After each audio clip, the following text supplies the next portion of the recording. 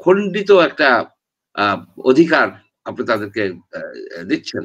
এইভাবে তো একটা ইনক্লুসিভ নির্বাচন হবে না। নির্বাচন করতে হলে আইন না, উনি তো শৃঙ্খলা বলছে যে পরিস্থিতি আজকেও তো বলেছে যে আজকে বা গতকালকে বলেছে আগামী নির্বাচন এমন একটা বিল্ডিং কোড করতে হবে যা বড় ঝাঁকুনিতেও নড়বে না। এসব হলো কি মারফতি কথা। এসব হচ্ছে মারফতি কথা। মারফতি কথা কেন? এই যে দেখেন, এই যে আমি বলি যে জুলাই সনদ। জুলাই সনদে আপনার কিন্তু আওয়ামী লীগের কোন প্রতিনিধি নেন নাই, জাতীয় পার্টির প্রতিনিধি নেন নাই, ১৪ দলের নেন নাই। আপনি কিভাবে বলবেন যে এটা একটা জাতীয় সনদ হইছে? তারা জাতির অংশ না এই লোকগুলি? তারা জাতির অংশ। তারা তো এই কদিন পরে বলবে কি কিসের জুলাই সনদ? I don't care আমাকে ডাকেও নাই, আমি যাইও নাই, আমি সাইনও কিন্তু করি আপনি নাই। অদ্ভুত ব্যাপার দেখেন, বলতেছে যে জাতীয় পার্টি নির্বাচন করতে পারবে, কিন্তু তাহলে জাতীয় পার্টিকে কেন জাতীয় ঐক্যমত্যে রাখা হয়নি? কারণ কি ওই যে বললাম না যে পণ্ডিত আনছিল, হায়ার করে কনসালটেন্ট আনছিল, তার মাথায় এটা খেলে নাই যে আপনি যখন ঐক্য করেন কার সাথে? ঐক্য করেন তো শত্রু মিত্র সবাই নিয়ে তো ঐক্য হয়। আর হুম। নিজেরা যদি একই দল, তো ঐক্যর দরকার নাই, আপনি দলই আছেন। আপনি তো করেন নাই। আপনি যে এই যে ক্ষুদ্র জনগোষ্ঠী পাহাড়ের, সমতলের, তাদের কোনো প্রতিনিধি আপনি আনছেন এখানে? আপনি তো আনেন নাই তাদেরকে। তারা কি এটা মানে নাকি? তারা কেয়ারই করে, তারা পড়ছে। তারা পড়বেও না। বলে আমরা তো এখানে ছিলাম না ভাই, আমরা কেন করব? সেইখানে একটা সবাইকে নিয়া রিকনসিলিয়েশন কইরা এইখানে যে আওয়ামী লীগ যে দুষ্কর্ম করছে, যে অন্যায় অবিচার করছে, তাদেরকে আইনে তাদেরকে বলা উচিত ছিল তোমরা এইগুলি করছো। তাদেরকে আইনের আওতায় যারা ফৌজদারি অপরাধ করছে তারা আইনের আওতায় যাবে। আর যারা রাজনৈতিক ভাবে সমর্থন দিচ্ছে কিন্তু ফৌজদারি অপরাধ করে নাই, তাদের রাজনৈতিক ভাবেই বলতে হবে যে তুমি এর জন্য অনুশোচনা করতে হবে, ভবিষ্যতে তুমি এই ধরনের কাজ করবা না। এখানে রিকনসিলিয়েশনের একটা বিষয় ছিল। রিকনসিলিয়েশনের মানে এই না যে খুন করে গেছে ৫টা খুন, ২১শে আগস্টের মতো হত্যাকাণ্ড ঘটাই ফেলাইছে, এটাকে রিকনসিলিয়েশন নামে আসামিদের মাফ করে দিবেন, তা তো হবে না। আপনার অন্যায় যেগুলি করছে, অর্থাৎ খুন খারাপই, বাড়িঘর পোড়ায় দেয়া, দখল করে নেওয়া, জমি দখল করা, সেগুলির কোনো মাপ নাই।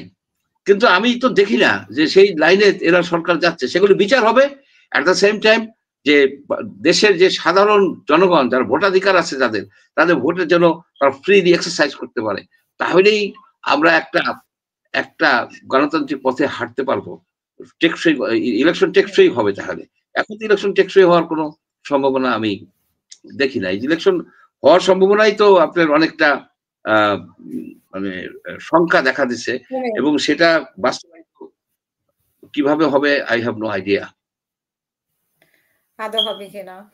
তো আমরা যদি এই যে গতকালকেও বিএনপি ৩৬ জনের প্রার্থিতা ঘোষণা করেছে। এর আগে আমরা ২৩৭ জন পেয়েছি, একজনকে স্থগিত করা হয়েছে। কিন্তু আমরা সেখানে দেখেছি যে মানে বিশেষ করে ত্যাগীদেরকে অবমূল্যায়ন করা হয়েছে এবং নারীদের সংখ্যা খুবই সীমিত। অনেকে আশা করেছিল যে পরবর্তী তালিকায় আসবে, কিন্তু পরবর্তী তালিকা গতকালকে যেটা দেওয়া হয়েছে সেই তালিকায়ও আসেনি।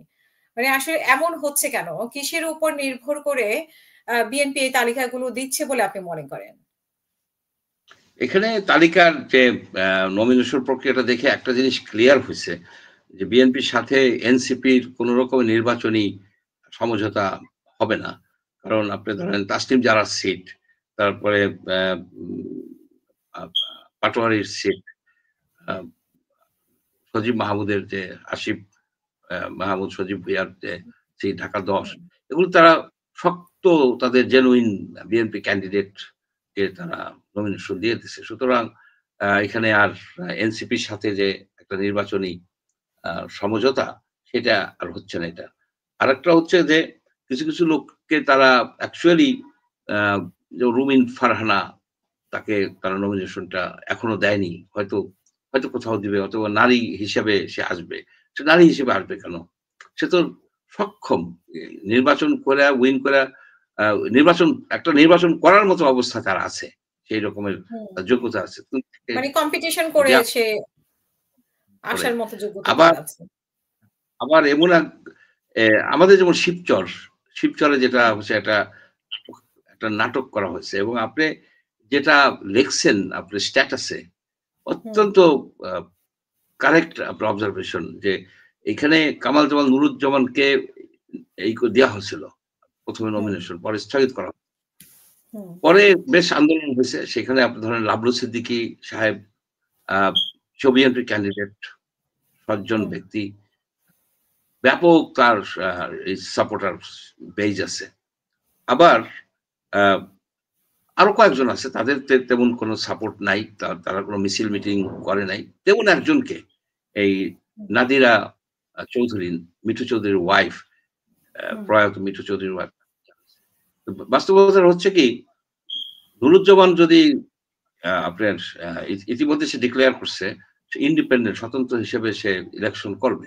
যদি ইলেকশন করে, তার পক্ষে নাদিরা চৌধুরীকে হারাই দেয়া অসম্ভব না, বিএনপি নমিনেশন থাকা। এবং আপনি নিশ্চয়ই আশ্চর্যজনকভাবে আপনি দেখেছেন যে সে কিন্তু প্রচারণা বন্ধ রাখেনি। তো বিএনপি থেকে নিশ্চয়ই পজিটিভ কোনো ইশারা তার ছিল, মানে স্থগিত করলেও সে ইলেকশন করবে বলছে, ডিক্লেয়ার দিছে, যা শুনলাম যে সে ইলেকশন করবে। আচ্ছা, আপনি যেটা দেখছেন যে ঘুরে ফিরে নমিনেশনটা আবার কামাল জামাল নুরুজ্জামানের হাতে ফিরিয়ে দেওয়া হলো, এইটা বিএনপি শিবচরবাসীর সাথে এক ধরনের, বিএনপি কেন্দ্রীয় নেতৃত্ব এক ধরনের বিবাদসুলভ আচরণ করলো। এখানে যে সবচেয়ে বেশি পপুলার যে ব্যক্তি সাজ্জাদ হোসেন লাবলু সিদ্দিকী, সে ব্যাপক তার সমর্থন এবং এলাকাতে তার একটা সুনাম আছে, তাকে বাদ রেখে দেওয়া হলো। অর্থাৎ ভালো লোক যে পপুলার, যে তাকে আমি নমিনেশন দেব না, আমি যাকে ইচ্ছা তাকে দেব, দল করলে করো, না করলে না করো। এটা একটা স্বেচ্ছাচারিতা। এর সাথে আরো অনেক কিছু জড়িত আছে, সেগুলি আর ওপেনলি বলতে চাচ্ছি না। তো একটা জিনিস দেখেন আপনি, যে আমরা ত্যাগী নেতা, একদম পরীক্ষিত। আপনি যে শিবচরের কথা বললেন, শিবচরের কথা, তারপরে রুমিন ফারহানার কথা বললেন, নীলুফার চৌধুরী মনি, আমরা দেখতে পাচ্ছি যে অনেকে দিন থেকে অ্যাক্টিভ আছে। তারপরে হেলেন জেরিন খান, মাঠের রাজনীতিতে একদম শক্ত অবস্থান, এরকম আরো অনেকে আছে। তো তাদেরকে বঞ্চিত করা হয়েছে এই তালিকার মধ্যে, যদিও আরো 30টির মতো মনে হয় তাদের খালি আছে। কিন্তু দেখেন জোটের কিন্তু আমরা রেজা কিবরিয়াকে দেখলাম শুধুমাত্র, আর জোটের কি আমি ঠিক ওইভাবে বুঝতে পারলাম না জোটের আর কেউ আছে কিনা। তো জোটের কি বঞ্চিত করা হয়েছে? 30টা সিট এখনো তাদের আছে, সে 30টা সিট তারা দিবে জোটকে। এখন দিলেই তো হবে না। আপনি মনে করেন জোটের এক ক্যান্ডিডেট, সে ধরেন চাঁদপুরে তার বাড়ি, তাকে আপনি দিয়ে রাখলেন রংপুরের একটা সিটে খালি আছে, সে তো ওইখানে উইন করতে পারবে না। এই ধরনের বিষয়ও কিন্তু আছে। এখন কথা হচ্ছে যে নির্বাচন প্রক্রিয়াটা যে পার্লামেন্টারি বোর্ডের মাধ্যমে হয়, সেটা তো হয়নি। এখানে কি প্রক্রিয়া নির্বাচনটা, এই মনোনয়নটা হচ্ছে, লন্ডন থেকে তারেক রহমান সাহেব যাদের লিস্ট করে দিচ্ছেন তারাই আপনার, যদিও উনি এখান থেকে ইনপুট নেন, উনি আলাপ আলোচনা করেন, কিন্তু পার্লামেন্টারি বোর্ডের যে একটা ইন্টারভিউ প্রসেস, সেটা তো আর হচ্ছে না। অর্থাৎ আমরা একটা পরিবারতান্ত্রিক ব্যবস্থার মধ্যে পড়ে গেছি।